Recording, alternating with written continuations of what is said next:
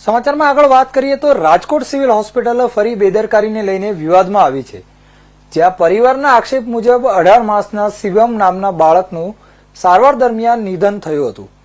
આ બાળકને દાઝવાના કારણે 18 નવેમ્બરે દાખલ કરવામાં આવ્યો હતો અને સ્થિતિ સામાન્ય હતી, પરંતુ બાટલો ચડાવતા જ તબિયત બગડી ગઈ.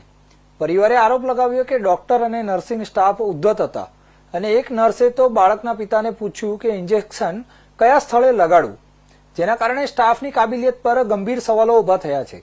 મામલો ગરમાતા આરએમઓ હર્ષદ દુસરાએ તાત્કાલિક તપાસ સમિતિ બનાવવાની જાહેરાત કરી છે અને જવાબદાર સામે કાર્યવાહી તથા સ્ટાફને દર્દીઓ સાથે યોગ્ય વર્તન કરવાની સૂચનાઓ પણ આપવામાં આવી છે.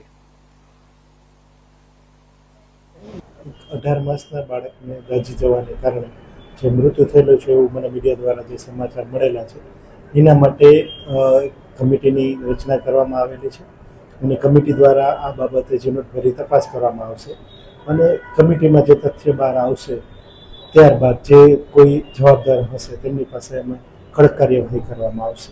અત્યારે આ બનાવ બન્યો હતો 18 તારીખે બનેલો બનાવ છે એવું મને મીડિયા દ્વારા જાણવા મળેલ છે. હજી સંપૂર્ણ તપાસ પછી એક્ઝેક્ટ કહી શકાય.